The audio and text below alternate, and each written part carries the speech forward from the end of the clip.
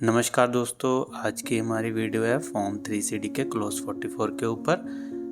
Close 44 को हम देखेंगे with the help of ICAI guidance note. इसमें हम देखेंगे कि क्लोज 44 की कैसे रिपोर्टिंग होनी है और कैसे हमने क्लोज 44 को वेरीफाई करना है। अगर हम देखें क्लोज 44 तो हमें ब्रेकअप देना है एक्सपेंडिचर का इस टेबल के फॉर्मेट के अनुसार। 7 इसमें कॉलम है, तो इसके अनुसार हमें इसका देना है बाइफरकेशन। ये बाइफरकेशन देने से पहले सबसे हम जान लेते हैं क्या ज़रूरी क्वेश्चंस हैं जिनको हमने ध्यान में रखना है इस क्लोज 44 की डिटेल देने से पहले।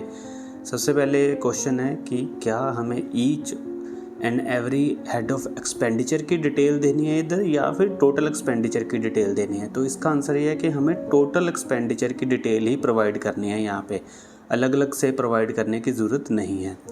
दूसरा क्वेश्चन ये है कि हमें क्या सिर्फ एक्सपेंडिचर का ही बताना है या फिर कैपिटल एक्सपेंडिचर जैसे परचेज ऑफ फिक्स एसेट, ऐसे कुछ कैपिटल एक्सपेंडिचर के बारे में भी बताना है। तो इसका आंसर ये है कि इसमें दोनों की ही आपको बाइफरकेशन देनी है, चाहे वो एक्सपेंडिचर है चाहे वो कैपिटल एक्सपेंडिचर है।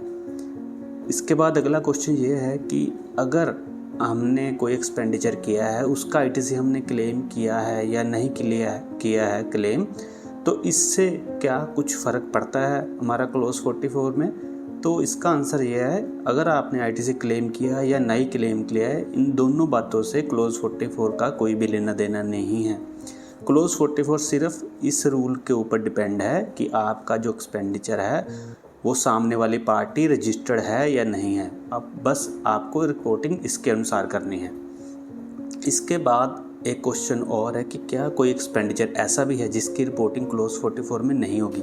कुछ एक्सपेंडिचर ऐसे हैं जिनकी रिपोर्टिंग नहीं होगी, जैसे कि शेड्यूल 3 के एक्सपेंस, जैसे कि सैलरी, वेजेस या परचेज ऑफ लैंड।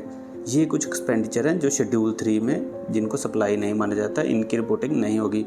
बट अगर आपको लगता है कि आपको इनकी भी रिपोर्टिंग करनी है तो आप इनको कॉलम नंबर 2 और कॉलम नंबर 7 इन दोनों में डाल सकते हैं। इसके बाद अगर हम देखें क्लोज 44 के इस टेबल को, तो ये 3 पार्ट्स में डिवाइड है। ठीक है, सबसे पहला है टोटल एक्सपेंडिचर, इसके बाद आता है एक्सपेंडिचर विद रजिस्टर्ड एंटिटीज़, उसके बाद आता है expenditure with non registered entities. ठीक है, तो सबसे पहले जो है हमने देखना है कि total amount of expenditure incurred during the year, column number 2। इसमें हमने जो भी हमारा ट्रेडिंग और प्रॉफिट लॉस अकाउंट में डेबिट साइड में फिगर्स आ रही हैं, उन सबको हमने यहाँ पे मेंशन करना है, और साथ के साथ ही अगर कोई कैपिटल एक्सपेंडिचर है वो भी यहीं पे मेंशन कर देना है।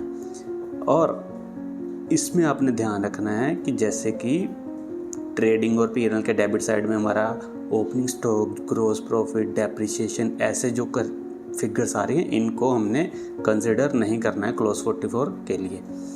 इसके बाद देखेंगे तो हमारा सेकंड पॉइंट आता है expenditure in respect of entities registered under GST। इसको भी 4 भाग में डिवाइड किया गया है, एग्जम्प्ट, कंपोजिशन, अदर रजिस्टर्ड और टोटल।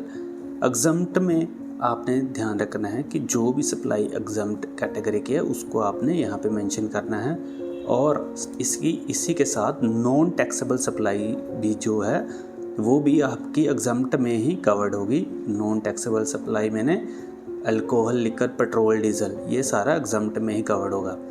और इसके अगला पॉइंट है कंपोजिशन, डीलर से जो भी आपकी सप्लाईज हैं वो सारी मेंशन होगी कॉलम नंबर 4 में।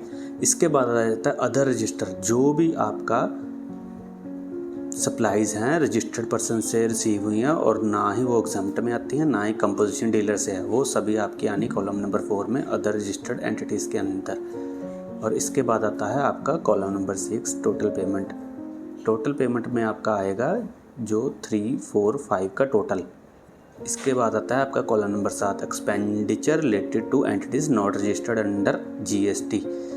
जो भी आपके एक्सपेंडिचर हैं जो अनरजिस्टर्ड एंटिटीज से हुए हैं वो आपको कॉलम नंबर 7 में मेंशन करने हैं। एक आपने बात का ध्यान रखना है कि कॉलम नंबर 7 और 6 का जो टोटल है वो कॉलम नंबर 2 से टैली हो जाना चाहिए।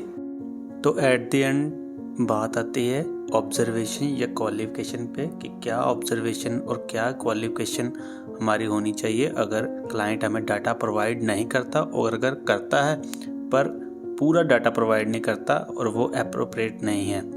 तो मेरे हिसाब से मुझे ये दो जो ऑब्जर्वेशन है वो अच्छी लगी हैं, अच्छी ड्राफ्ट हुई है।